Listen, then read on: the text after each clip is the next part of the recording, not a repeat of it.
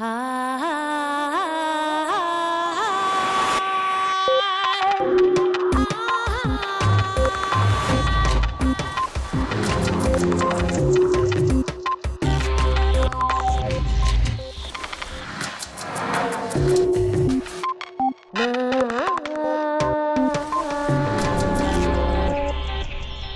las primeras vacunas fue muy fácil, casi intuitivo. El desarrollo de vacunas en la actualidad es mucho más complejo. Pedro Alonso. Según la Organización Mundial de la Salud, la malaria afecta cada año a unos 210 millones de personas, de las cuales mueren más de 600.000, la mayoría niños africanos. Conseguir una vacuna contra esta enfermedad es muy difícil porque el parásito que la causa es un organismo muy complejo. Sin embargo, se están dando pasos importantes en ese sentido. Pedro Alonso, médico especialista en salud pública a quien Punset entrevista en este capítulo de Redes, dirige la investigación más próxima a alcanzar una vacuna contra esta enfermedad. La eficacia del medicamento será moderada, pero representa el avance más significativo en años en la lucha contra la malaria.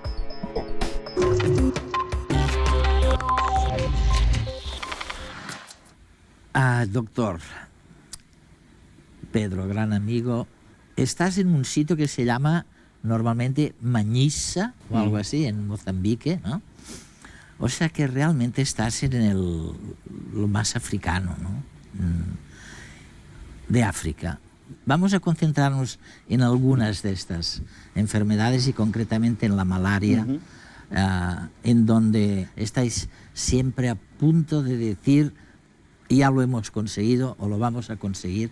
Esta vez creo que es en el año 2015 o en el año 2050 la primera vacuna contra la malaria. ¿Por qué caray es tan, digamos, por qué es más difícil el encontrar la vacuna contra la malaria que contra el sarampión o la difteria o cualquiera de las otras enfermedades infecciosas? Porque el organismo causante de la malaria, hay 5 especies de plasmodiums, de protozoos, son organismos biológicamente mucho más evolucionados que un virus o que una bacteria. Claro.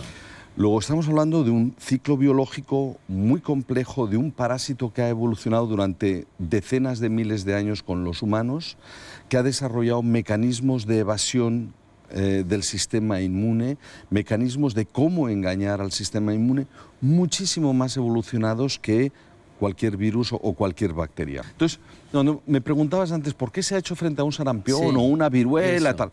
Porque era simple, porque era fácil, porque era casi intuitivo. Era una bacteria, un virus. Exacto, y esos organismos tenemos vacunas en muchos casos antes de que realmente se empezara a desarrollar la ciencia moderna, porque era casi intuitivo. Esa fase ha pasado y ahora entramos en las vacunas complicadas. Y dentro de las complicadas, posiblemente la más complicada sea la de la malaria por esa complejidad enorme. Eso es la razón por la que es muy complicado. Pero creemos que estamos a la puerta de tener la primera generación de vacunas. ¿Por qué? Porque estamos ya en una fase muy final, en lo que se llama un ensayo de fase 3, para registro, que está replicando todos los datos que hemos producido y, por lo tanto, si va todo bien, en 2014 habremos acabado todo bien. A cada minuto, un niño menor de 5 años muere a consecuencia de la malaria. Una cifra que asciende en el mundo a 1 millón de personas y deja una estela de entre 400 a 900 millones de casos de fiebres agudas. La malaria se transmite por la picadura del mosquito Anopheles, infectado por parásitos del género Plasmodium. No todos los mosquitos pican, solo las hembras preñadas lo hacen, porque necesitan sangre para alimentar a sus huevos. Si el mosquito que nos ha picado lleva el parásito en su saliva, este pasa al torrente sanguíneo humano y de ahí al hígado, donde se multiplica asexualmente, adquiriendo una nueva forma que infecta a los glóbulos rojos.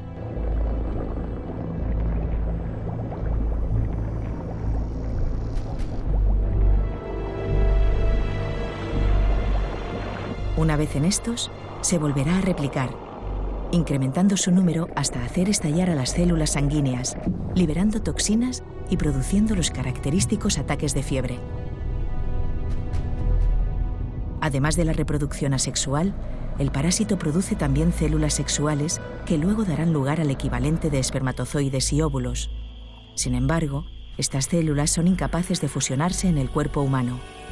Para ello es necesario que otro mosquito nos pique, succione con la sangre a las células reproductoras y que éstas migren al estómago del mosquito, en donde el Plasmodium podrá finalmente reproducirse sexualmente.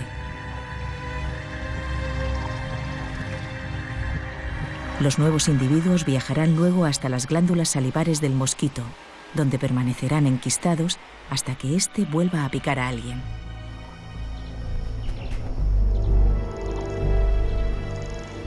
Para completar su ciclo vital, el parásito necesita de 2 hospedadores, un mosquito y un mamífero como el hombre. De ahí la dificultad para erradicar esta enfermedad. La mitad de la población mundial sufre el riesgo de padecer malaria.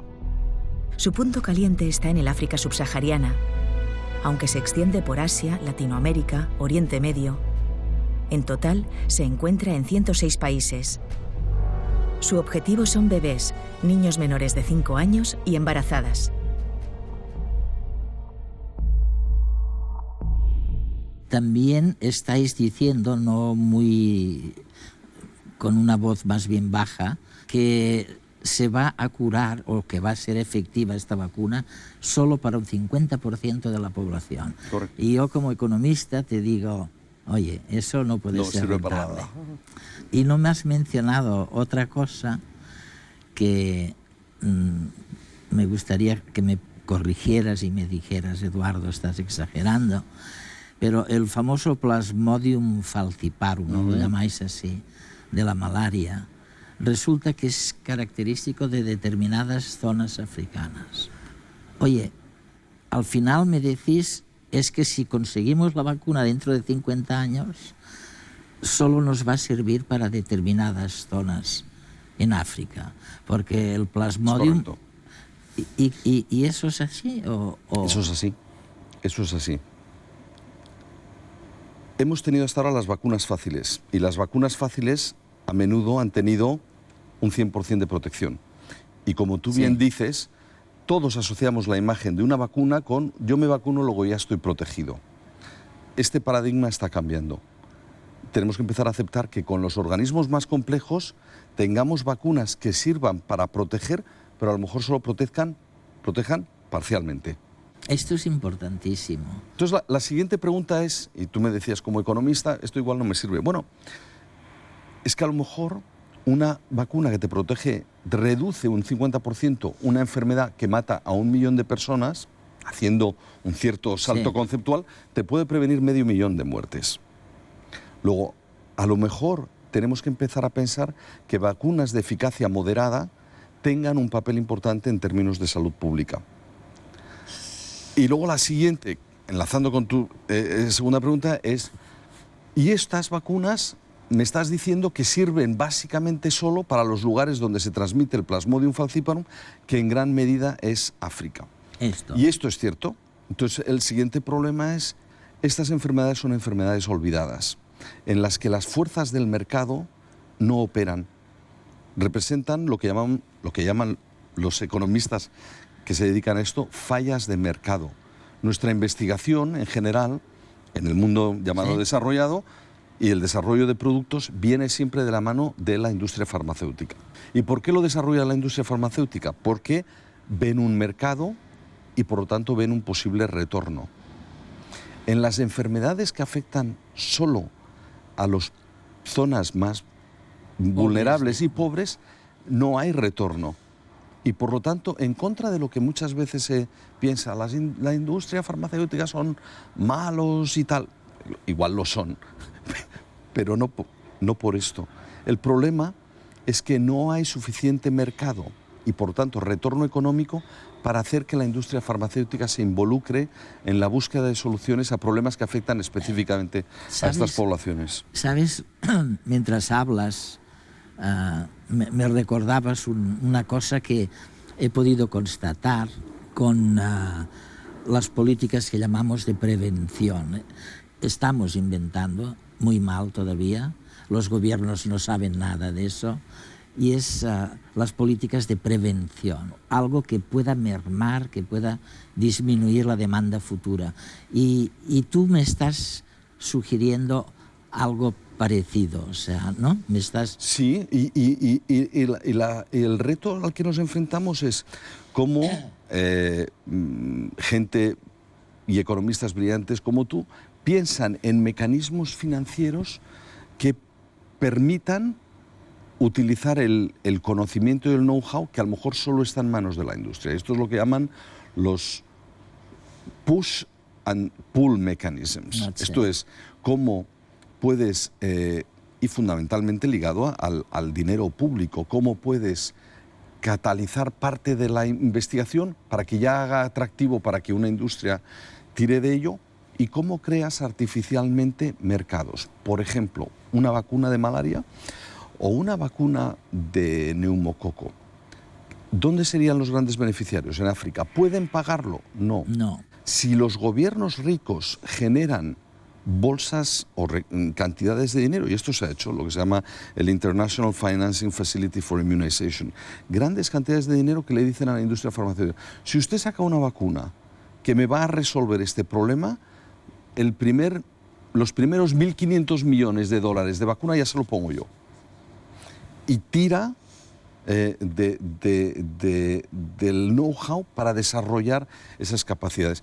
Todo este mundo se ha vuelto, está en ebullición para encontrar medidas correctoras que nos permitan lograr al final nuestro objetivo, que es desarrollar productos de la ciencia y de la biomedicina que sean útiles a esas poblaciones que de otra manera no tendrían acceso a esto.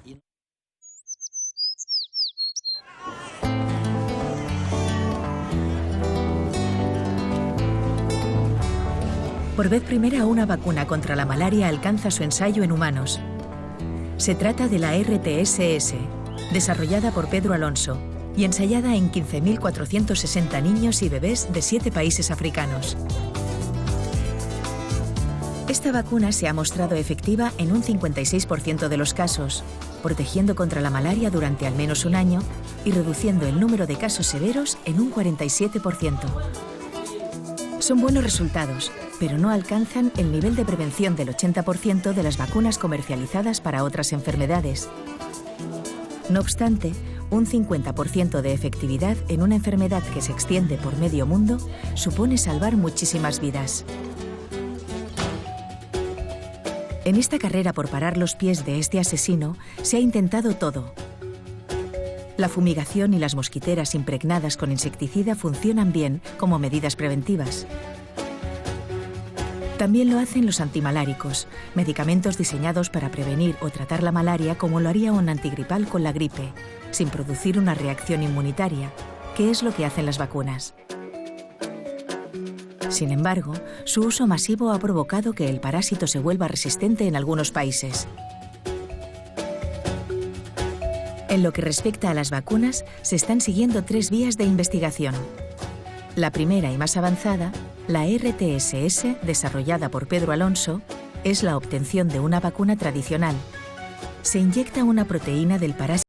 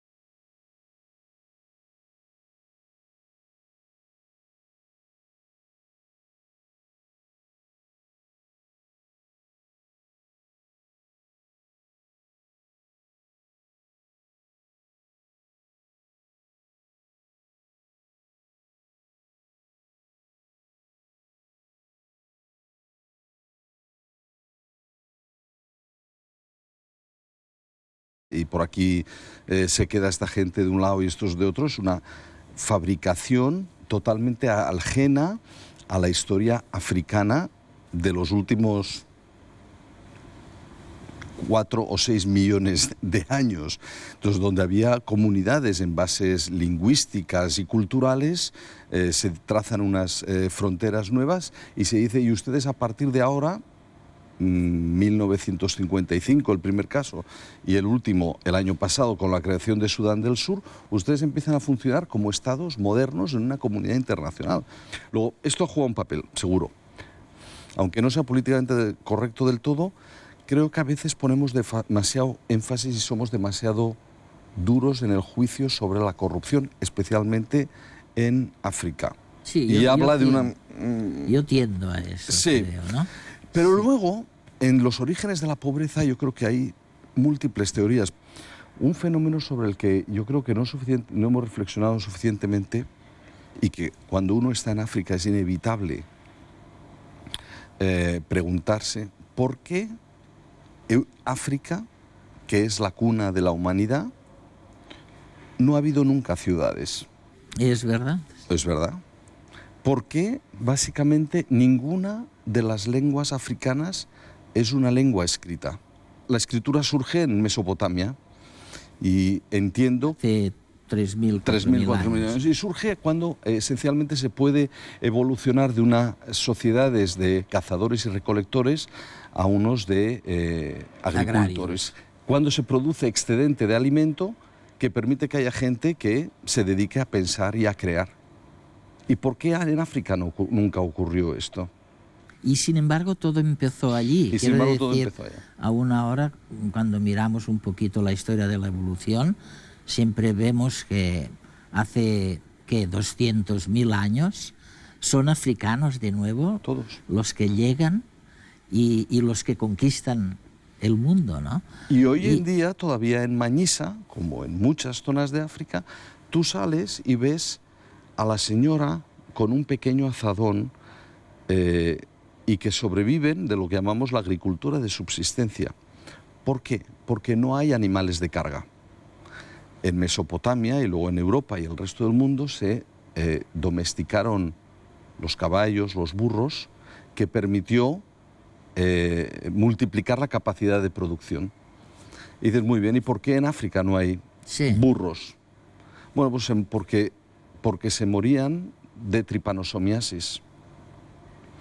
¿Y por qué no hay caballos? Y tú puedes definir perfectamente el límite de la influencia árabe o musulmana en África, los límites de hasta donde podía llegar un caballo sin morirse, que es el límite de la distribución de la tripanosomiasis, la enfermedad de la mosca tsetse, transmitida por la mosca tsetse, la enfermedad del sueño, que mataba también a los animales. ¿Qué es el equivalente de un caballo o un burro en África? Una cebra. ¿Y por qué la cebra sí sobrevive? Porque su patrón de rayas confunde a la mosca tsetse y la hace que no sea susceptible de esta enfermedad. El problema es que la cebra no es domesticable. Entonces, no ha habido animales de carga, no ha habido capacidad hasta hoy en día de tener una agricultura que produzca excedentes. Eso ha impedido que se desarrollen ciudades, ha impedido que se desarrollen la escritura y demás. Luego hay causas ecológicas, biológicas, que yo creo que son fundamentales para entender todavía hoy en día cómo las enfermedades han determinado la historia de la humanidad y continúan haciéndolo hoy. Es increíble porque nos estás dando una razón nueva para explicar la pobreza en el lugar más rico en ideas y en ímpetu al comienzo de la evolución, ¿no? De donde todo sale.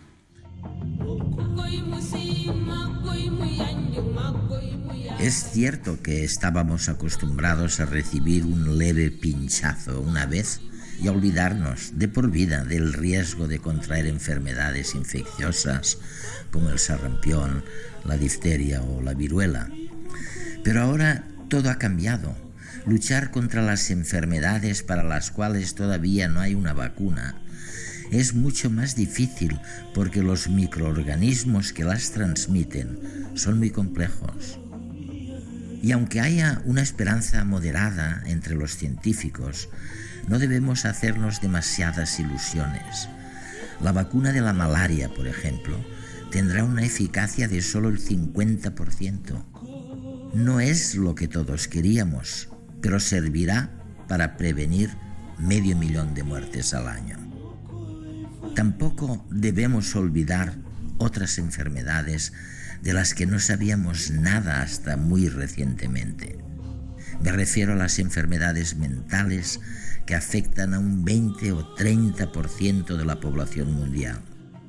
Una vez que hayamos inventado todas las vacunas que necesitamos, todavía estaremos enfrentando unos de los males más corrosivos, los que afectan al pensamiento.